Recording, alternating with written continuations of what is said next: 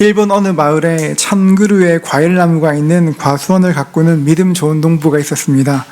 농부는 날마다 정성을 다해서 나무를 돌보았습니다. 그 덕에 과일도 탐스럽게 주렁주렁 열렸습니다. 그런데 열매를 거둘 무렵 갑자기 이상한 벌레들이 생기기 시작했습니다. 벌레가 얼마나 기승을 부리는지 아무리 노력해도 사라지지가 않았습니다.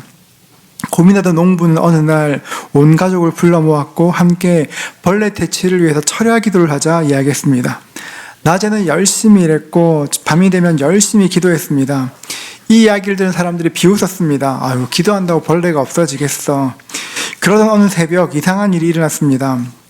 어디선가 과수원을 덮을 만큼 엄청나게 많은 새떼가 몰려왔습니다. 새들이 나무에 앉더니만 과일은 손도 대지 않고 벌레만 먹었다는 그런 이야기가 있습니다. 이 이야기는 김중곤 목사님이 쓰신 기도의 능력이라는 그런 칼럼에 나온 이야기입니다. 제가 보니까 꽤 오래전에 스크랩한 자료인데요. 파일 생성일을 보니까 2000년 1월 달에 제가 만들었던 스크랩입니다. 제가 이게 스크랩하면서 밑에 코멘트를 3가지 달았는데요. 이렇게 달아놓았습니다. 첫 번째, 이게 정말일까? 두 번째, 믿기진 않지만 하나님께서 이렇게 하실 수도 있지. 세 번째, 그런데 벌레 잡는 것도 기도해야 되나? 이렇게 제가 써놓았습니다. 2001년이면 제가 신대원을 다니고 있을 때인데요. 그때 제가 가졌던 기도에 대한 생각은 지금과 꽤 틀렸습니다. 저희 아버지는 40일 금식을 2번 하셨고, 일주일에 3일씩 금식하며 기도하기를 7년 동안 기도하셨습니다. 가진 것도 없었고 도와주는 사람도 없었기에 정말 치열하게 기도하시면서 목회하셨습니다. 그런 아버지께 여쭈었었습니다. 아버지, 제가 어떻게 기도해야 응답받는 기도 드릴 수 있을까요? 그때 아버지께서 성경 구절 하나 알려주셨습니다. 마태복음 6장 33절인데요. 이런 말씀입니다. 그런즉 너희는 먼저 그의 나라와 그의 의를 구하라. 그리하면 이 모든 것을 너희에게 더하시리라. 먼저 그의 나라와 의를 구하면 모든 것을 더하시겠다고 약속하셨으니 먼저 그의 나라와 의를 구하면 돼. 이렇게 말씀하셨습니다. 저는 그래서 학교 다니는 내내 먼저 그의 나라와 의를 구하는 기도, 사실 그게 뭔지 몰랐는데 그의 나라와 의를 위해서 열심히 기도했었습니다. 그러다 보니 정확히는 모르겠지만 하나님 나라를 위해 기도하는 것, 교회를 위해 기도하는 것, 세계 선교를 위해 기도하는 것, 그런 기도가 바른 기도지 생각이 있었고, 개인적인 필요를 위해 기도하는 것은 그렇게 중요치 않은 것처럼 생각했었습니다. 가끔 정말 필요한 것이 있을 때가 있었지만 그래도 하나님 다 아시는데 굳이 이런 것까지 기도해야 되나 생각했던 적이 있었습니다. 우리가 기도하다 보면, 예수를 믿다 보면 약간 그 기도의 신화가 있습니다.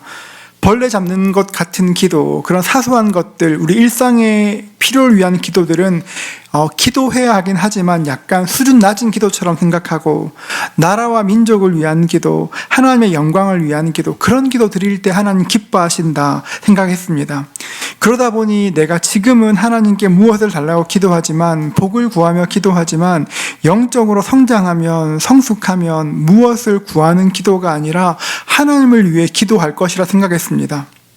그런데 우리가 지금 살펴보고 있는 예수님께서 가르쳐 주신 기도를 보면, 예수님은 벌레 잡는 기도, 일용할 양식을 위한 기도, 그런 기도들을 수준 낮다 말씀하지 않으셨고, 또 하나님을 위한 기도가 수준 높다고 말씀하지도 않으셨습니다. 우리는 계속해서 예수님께서 가르친 기도를 보고 있습니다.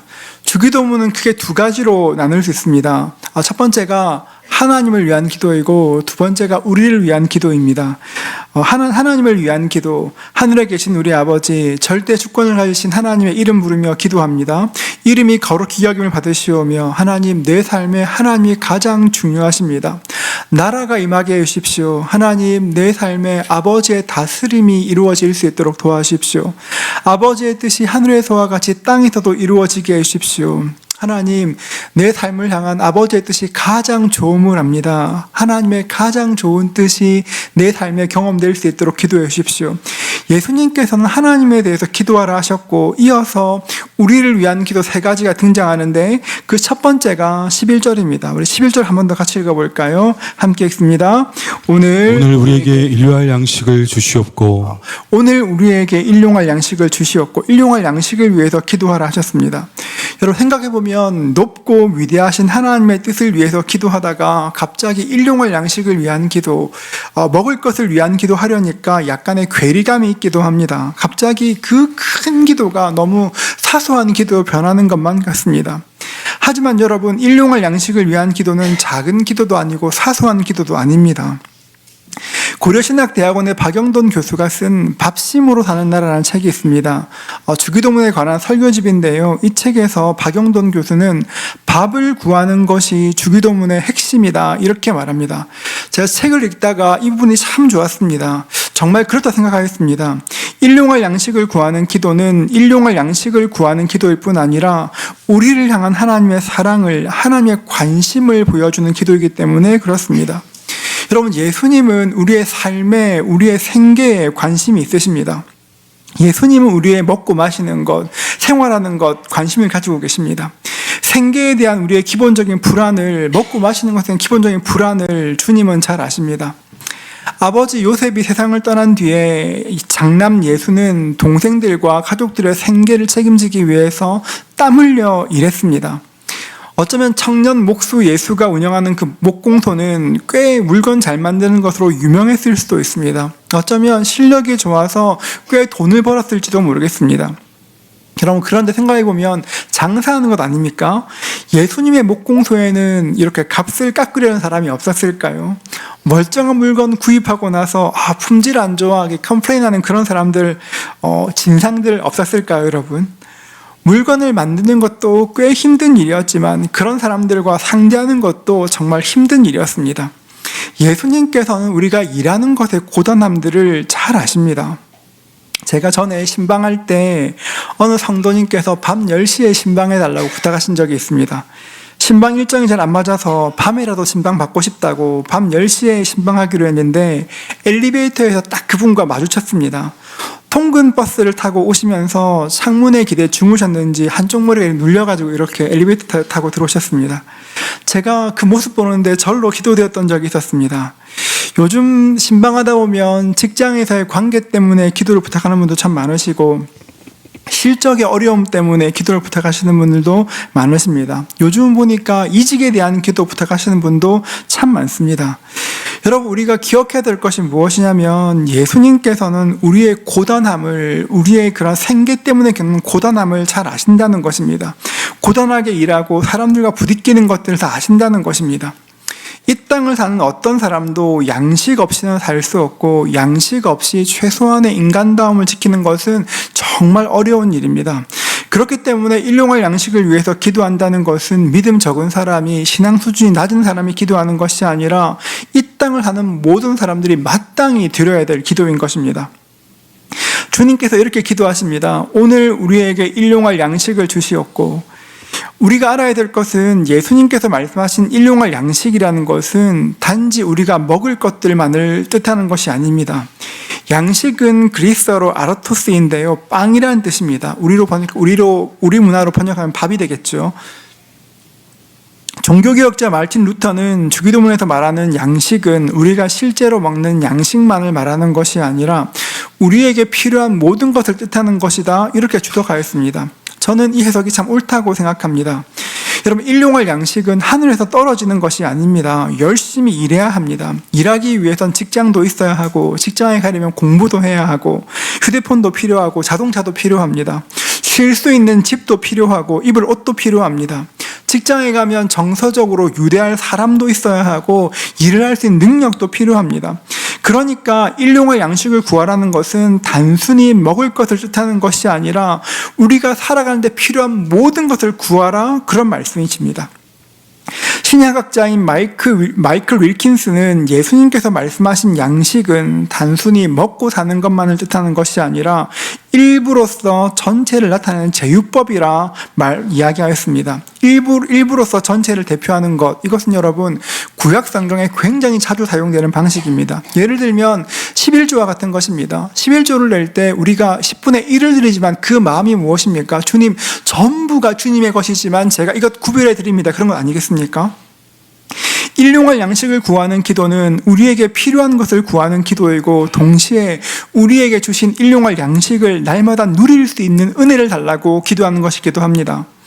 김동호 목사님께서 운영하시는 유튜브 중에서 날기새라는 것이 있습니다. 날마다 기가 막힌 새벽이라는 유튜브가 있는데요, 그 채널에서 목사님 말씀을 들었습니다. 목사님은 2019년 폐암 선고를 받았고 폐의 20%를 절제한 수술을 받으셨습니다. 그뿐 아니라 항암 치료도 꽤 오래 하셨습니다. 목사님은 지옥 같은 항암 치료를 표현하시며 하나님의 은혜로 그 시간을 견뎠다 말씀하십니다. 그런데 그 메시지 중에 한 말씀이 굉장히 마음에 남았습니다. 한번 들어보십시오. 돈 있으면 뭘 해요? 먹지를 못하는데. 돈, 암만 많이 모으면 뭐해? 잠도 못 자는데. 워낙 못 먹어서 자꾸 픽픽 쓰러져서 하나님께 기도했어요. 하나님, 일용할 양식을 주시옵고가 아니라 주님, 일용할 양식을 좀 먹게 해주십시오. 이렇게 기도했었습니다. 말하는 것을 들었습니다. 제가 일용할 양식을 먹게 해달라고 기도했다는 그 마음이, 그 말씀이 너무 마음에 남았습니다. 어떤 분들은 어쩌면 지금 나 정도 되면 굳이 일용할 양식을 구하는 기도는 필요 없지, 그런 분도 계실 수가 있습니다. 그런데 여러분, 하나님께서 건강을 주시지 않으면 내가 아무리 많이 가지고 있어도 누릴 수가 없습니다. 일용할 양식을 위해서 기도하는 것은 우리 삶에 필요한 모든 것들을 구하는 기도이고, 동시에 우리의 삶에서 주님께서 주신 것들을 잘 누릴 수 있도록 은혜를 구하는 것입니다. 마태는 기도할 때 오늘 우리에게 일용할 양식을 주시옵고 이렇게 기도하는데, 누가는 조금 다르게 표현합니다. 누가복음 11장 3절인데요. 한번 보십시오. 우리 함께 읽어볼까요? 같이 읽습니다. 우리에게 날마다 일용할 양식을 주시옵고. 마태는 오늘 우리에게 일용할 양식을 주시기를 기도했지만, 누가는 날마다 일용할 양식을 주시기를 기도하였습니다. 오늘이란 시간에 필요한 양식을 의미하기도 하지만, 바꿔 말하면 매일의 필요를 위해서 날마다 기도하라는 것입니다. 날마다 기도하라는 것이죠. 이 말씀은 조금 더 넓혀 생각해보면, 너희들 너무 먼 미래 걱정하지 말고 오늘 하루 살아갈 힘을 구하고 양식을 구하라는 하나님의 격려이기도 합니다. 예수님의 기도를 처음 들었던 사람들은 날마다 일용할 양식 주시기를 기도하셨을 때 구약의 어떤 사건들을 기억했을 것입니다. 출애굽 사건입니다. 하나님의 은혜로 이스라엘 백성들은 400년 동안 종살이하던 이집트를 떠나 광야로 나왔습니다. 여러분, 이스라엘 백성들이 살았던 그 고센 지방 이집트는 우리가 생각하는 그런 삭막한 광야가 아닙니다. 여러분, 지금도 고센에 가보면 얼마나 풍요로운지 모릅니다. 푸른 채소가 밭에 가득하고 물로 넉넉합니다. 굉장히 야채가 신선합니다. 노예로 살았습니다. 고된 노동했었습니다. 그런데 요셉 덕분에 굉장히 비옥한 땅에 살았습니다. 하나님의 큰 기적과 함께 광야로 나온 이스라엘 백성들은 새삼 광야의 척박함에 놀랐을 것입니다. 물론 광야가 척박한 것은 다 알고 있었지만 실제로 경험하는 것은 또 다른 일이었습니다. 먹을 것도 마땅치 않았고 쉴 곳도 없었습니다. 밤에는 살을 애는 추위에 떨어야 했고, 낮이면 온몸이 무기력해질 만큼 그 뜨거운 더위에 시달려야 했습니다. 일주일쯤 지났습니다. 이집트로 가서 한 일주일쯤 지나고 나니 현실적인 문제가 닥치기 시작했습니다. 음식이 바닥난 것이죠. 먹을 것이 없었습니다. 이제 먹을 것, 마실 것 없었습니다. 여러분, 그때 이스라엘 백성들이 어떻게 했을까요? 어떤 선택했겠습니까? 하나님께 원망하였습니다. 하나님, 먹을 게 없어요. 왜 이러십니까? 하나님을 원망하고 불평하였습니다. 그 소리를 들으신 하나님께서 이렇게 말씀하셨습니다. 출애굽기 16장 4절 보십시오. 그때 여호와께서 모세에게 이르시되, 보라, 내가 너희를 위하여 하늘에서 양식을 비같이 내리리니 백성이 나가서 일용할 것을 날마다 거둘 것이니라. 양식을 비같이 내리리니 백성이 나가서 일용할 것을 날마다 거둘 것이라 말씀하셨습니다. 여러분, 하나님께서 날마다 양식을 거두라는 것이 뜻하는 것이 무엇일까요? 그냥 너네 필요한 거 줄게, 밥 먹여줄게, 그것도 있지만 조금 더 근본적으로 보면 하나님의 뜻은 날마다 하나님을 기억하며 날마다 하나님을 의지하는 삶을 살라고 말씀하시는 것입니다.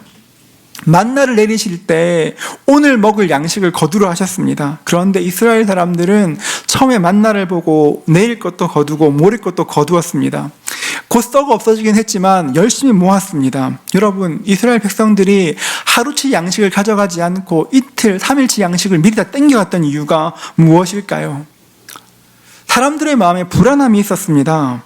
모든 사람에게는 내일에 대한 두려움이 있습니다. 두려움과 직면하건 두려움을 회피하건 간에 미래에 대한 두려움이 없는 사람은 아무도 없습니다. 날마다 일용할 양식 주신다. 그 말씀 너무 감사합니다. 하나님 감사합니다. 여러분, 그런데 생각해 보십시오. 일용할 양식보다는 주용할 양식, 한 주 동안 먹을 양식이 조금 더 마음에 들지 않습니까, 여러분? 한 주 동안 주시는 것보다는 월용할 양식 훨씬 더 좋지 않습니까? 아니면 이렇게 1년 동안 먹을 양식들. 그냥 하루하루 필요한 것들을 받는 것이 아니라 기왕이면 창고에 좀 쌓아놓고 넉넉하게 살았으면 좋겠습니다. 매달 월급 받는 건 너무 감사합니다. 그런데 건물주가 되거나 주식이 대박나서 아쉬움 없는 삶을 살았으면 좋겠습니다. 어떤 면에서 보면 현대를 사는 사람들, 아니 모든 사람들은 성경에 나오는 그 부자의 고백이 우리의 삶이 되기를 원하기도 합니다. 한번 들어보십시오. 누가복음 12장 19절입니다. 또 내가 내 영혼에게 이르되 영혼아 여러 해 쓸 물건을 많이 쌓아두었으니 평안히 쉬고 먹고 마시고 즐거워하자 하리라 하되. 여러분, 이 고백 마음에 드십니까? 전 되게 좋은데요. 내 영혼아 여러 해 쓸 물건을 많이 쌓아두었으니 평안히 쉬고 먹고 마시고 즐거워하자.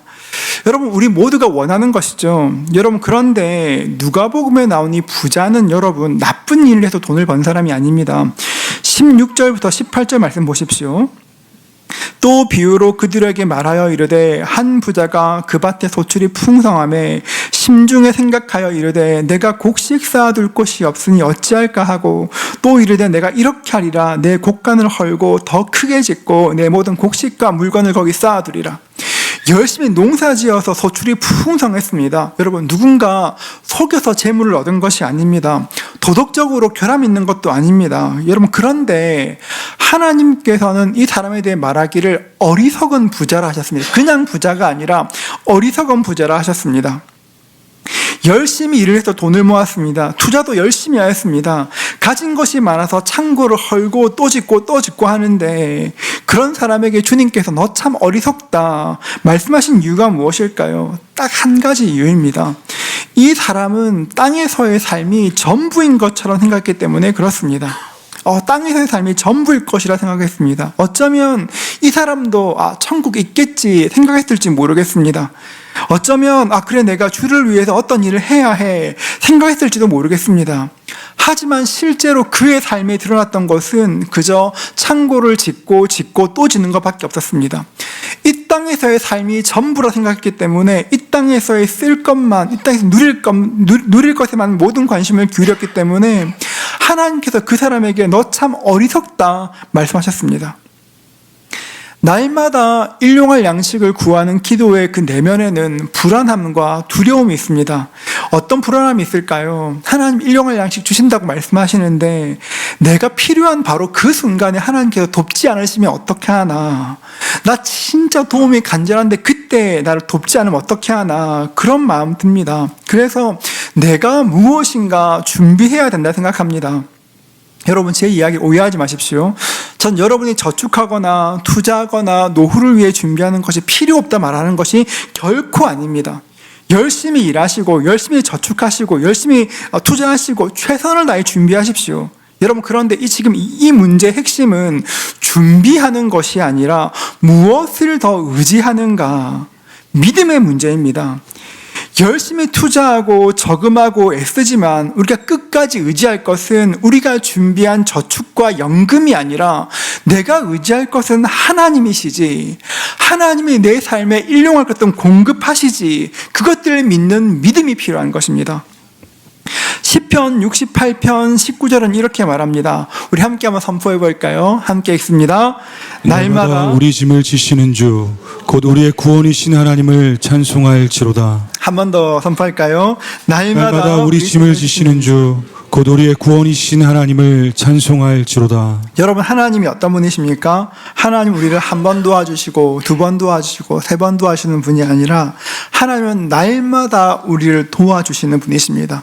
날마다 우리를 도와주시는 분이고 날마다 우리의 인생의 짐을 대신 지시는 분이십니다. 그렇기 때문에 일용할 양식을 구하는 사람들에게는 감사함이 있어야 합니다.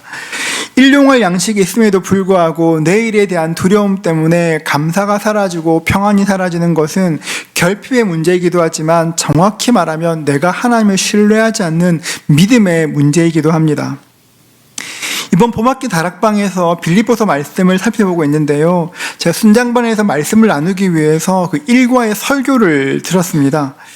제가 설교를 쭉 듣다 보니 제가 1장을 설교하면서 찬송가 370장을 찬양하고 말씀을 이어가는 부분이 있었는데요. 오늘 말씀을 준비하는데 자꾸 그 찬송이 생각났습니다. 찬송가 370장 주 안에 있는 나에게인데요. 그 찬양 이렇게 시작합니다. 주 안에 있는 나에게 딴 근심 있으랴 십자가 밑에 나아가 내 짐을 풀었네. 여러분, 이 찬양 가사를 잘 보십시오. 찬송의 작시가가 주 안에 있는 나에게 딴 근심이 없다고 말하는 이유가 무엇입니까? 고난이 없고 고생이 없어 근심이 없다 말하지 않습니다. 그 다음 소절 말하지 않습니까? 십자가 밑에 나아가 내 짐을 풀었네. 그냥 어려움이 없는 것이 아니라 십자가 밑에 나아가 내 짐을 풀었기 때문에 근심이 없다 말하는 것입니다. 존 버넌이 쓴 철로역정이라는 책이 있습니다. 제가 설교 때 자주 이야기하는 책인데요. 꼭 한번 읽어보시면 좋겠습니다.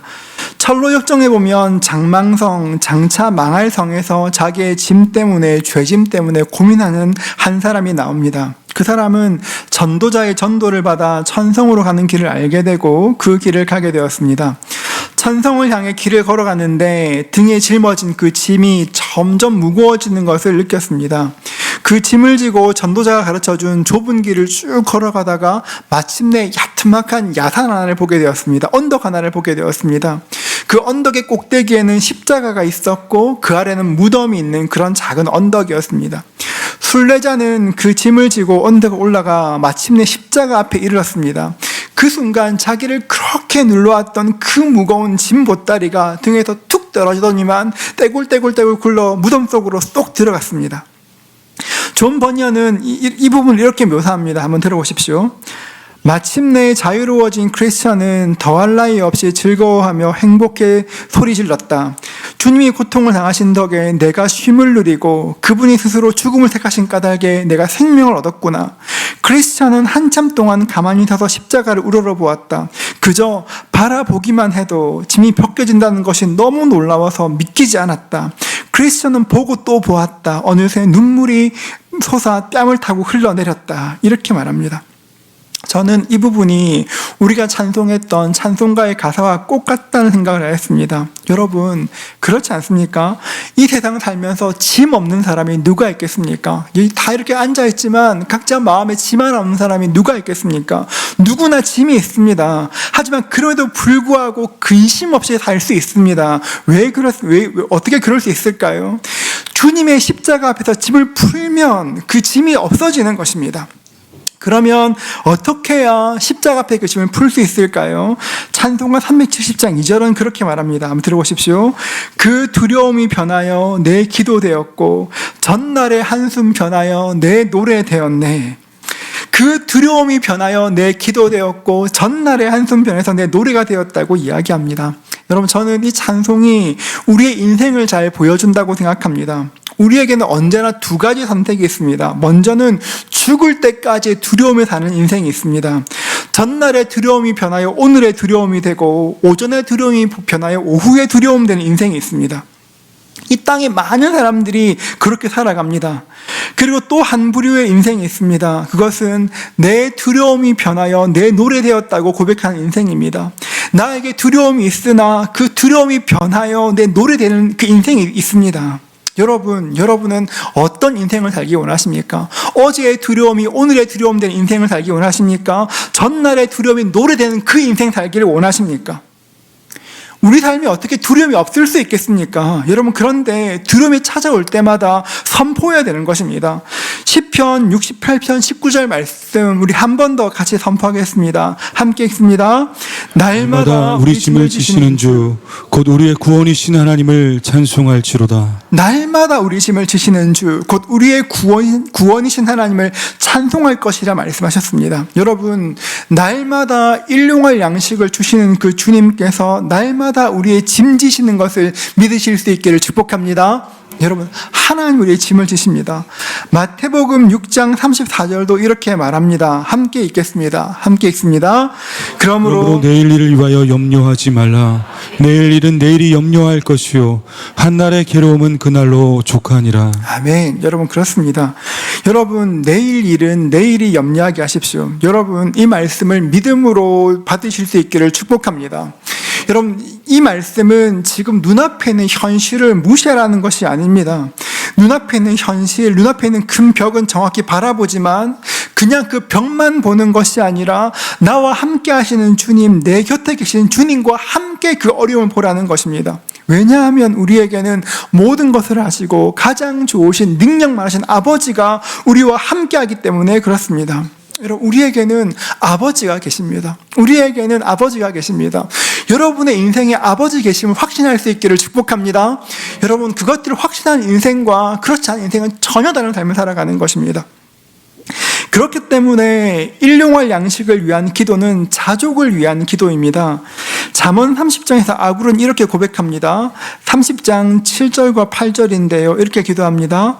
내가 두 가지 일을 주께 구하였사오니 내가 죽기 전에 내게 거절하지 마시옵소서. 곧 헛된 것과 거짓말을 내게서 멀리하옵시며 나를 가난하게도 마옵시고 부하게도 마옵시고 오직 필요한 양식으로 나를 먹이시옵소서. 기도하기를 하나님, 나 너무 부하게 하지 마시고 너무 가난케도 하지 마십시오. 이렇게 기도합니다. 여러분, 지금 아굴이 이렇게 기도하는 이유가 무엇일까요? 9절에 그 이유가 나옵니다. 우리 9절 같이 읽어볼까요? 9절 함께 읽습니다. 혹 내가 배불러서 하나님을 모른다 여호와가 누구냐 할까 하오며 혹 내가 가난하여 도둑질하고 내 하나님의 이름을 욕되게 할까 두려워함이니이다. 여러분, 인간은 참으로 연약한 존재입니다. 너무 가난하면 인간다움을 너무 쉽게 상실하기 쉽고 너무 부하면 하나님의 은혜가 경험되지 않습니다. 내가 너무 잘 되면 나 하나님 없이 괜찮지, 하나님 없이도 잘 살 수 있다고 생각합니다. 그래서 기도하기를 하나님, 저 너무 가난케도 마시고 너무 부하게도 마시고 필요한 양식으로 우리를 먹여주시옵소서 기도하는 것입니다. 여러분, 이것이 영원을 사모하는 사람들의 마음가짐입니다. 오늘 우리에게 필요한 양식이 있습니다. 이미 가지고 있습니다. 그럼에도 불구하고 내일 것 때문에 근심하는 사람들이 있습니다. 그래서 여러분, 우리가 날마다 다짐해야 되는 것은 오늘 주시는 일용할 양식으로 감사하겠다 결단해야 되는 것입니다. 생존에 필요한 것이 나에게 있으므로 감사하고 먹을 수 있는 건강만 있어도 참 감사하지, 하나님께 감사할 수 있어야 하는 것입니다. 지금 우리가 사는 세상은 모든 것이 넘쳐나는 세상입니다. 참 풍부합니다. 여러분, 그런데 모든 것이 넘쳐나고 풍부하지만 어느 때보다 불안한 시대를 살아갑니다. 여러분, 이때 마음을 정해야 합니다. 예수님께서 말씀하신 것처럼 일용할 양식을 구하며 우리의 마음을 정해야 하는 것입니다. 하나님, 저는 일용할 양식만 있어도 괜찮습니다. 주님께서 내 삶을 지키실 것을 알고 공부하실 거 알기 때문에 저에게는 일용할 양식만으로 충분합니다. 하나님께 고백하는 것입니다. 마음을 정하는 것이죠. 다니엘도 그랬습니다. 다니엘이 어떻게 결단했습니까? 이방신을 섬기는 왕의 음식과 포도주로 자기를 더럽히지 않겠다고 굳게 마음먹었습니다. 그리고 왕에게 부탁하기를 채소와 물만 달라고 했습니다. 사람들이 보기에 어리석은 것처럼 보였습니다. 어떻게 여러분 이렇게 고기 먹은 사람보다 채소 먹은 사람 얼굴이 좋을 수 있겠습니까? 근데 어떤 일이 일어났을까요? 다니엘서 1장 15절은 이렇게 말합니다. 열흘 후에 그들의 얼굴이 더욱 아름답고 살이 더욱 윤택하여 왕의 음식을 먹는 다른 성인들보다 더 좋아진지라, 더 좋아 보인지라. 여러분, 일용할 양식만으로도 하나님께서 윤택하게 만들어 주셨습니다. 여러분, 이것이 예수 믿는 사람의 신비입니다. 일용할 양식에 감사하는 사람, 일용할 양식에 만족하는 사람들은 이 땅의 헛된 욕망에 사로잡히지 않습니다. 이 땅은 계속 이야기합니다. 더 가지라고, 더 많이 가지라고 끊임없이 부족함을 호소합니다. 새로운 광고가 나올 때마다 얼마나 좋은지를 말하는 것이 아니라 내 안에 부족함들을 계속 일깨웁니다. 여러분, 그런데 주님께서 주시는 것에 족하는 사람들은, 일용할 양식을 구하는 그 사람들은, 일용할 양식으로 만족하는 그 사람은 이 땅의 헛된 욕망에 사로잡히지도 않고 그 욕망이 내 삶을 맡기지도 않습니다. 우리에게 어떤 마음이 있습니까? 오늘 주신 것으로 족하고 내일 거 주님 내일 주시지, 지금 당장 내가 예상하기 참 어렵지만 주님 내 미래 아시지, 그 고백 우리 삶을 이끌어가는 것입니다. 제가 확실히 믿는 것이 있는데요, 하나님은 결코 하나님의 자녀들을 비참하게 만들지 않으실 것입니다. 여러분 믿으십니까? 하나님께서는 그분의 자녀를 결코 비참케 만들지 않으실 것입니다. 내일 우리 필요한 것들 주지 않으셔서 비참케 하지 않으실 것을 알기 때문에 우리는 일용할 양식으로 만족해야 하고 감사하는 것입니다. 이 땅에서 양식은 우리에게 꼭 필요한 것입니다. 여러분, 이 땅에서 양식 필요합니다. 어떤 사람도 그냥 공기만 먹고 살 수 없죠. 여러분, 그러면 우리에게 얼마만큼의 양식이 필요할까요? 얼마만큼 양식이 필요할까요? 우리는 사실 많이 가지고 싶습니다. 인류 역사상 가장 부자였던 카네기에게 어느 기자가 질문하였습니다. 카네기 씨, 당신은 세계 최고의 부자인데 앞으로 돈을 얼마나 더 벌기 원하십니까? 그 질문에 카네기가 웃으며 말했다고 합니다. 전 지금보다 조금만 더 했으면 좋겠습니다. 조금만 더 했으면 좋겠습니다. 이게 우리의 삶입니다. 지금 나에게 주신 것 감사하는 것이 아니라, 주님 조금만 더 있으면 좋을 것 같아요. 조금만 더, 조금만 더. 물질만 그런 것이 아니라 관계도 그렇지 않을까요? 자녀에 대한 것도 그렇지 않을까요? 조금만 더, 조금만 더, 조금만 더 하다가 우리는 그 욕망 가운데 휩쓸려 나가는 것입니다. 여러분, 감사하기를 선택하십시오. 자족하기를 선택하십시오. 그래, 주님께서 아시지, 일용할 양식 주는 거 알지, 믿지.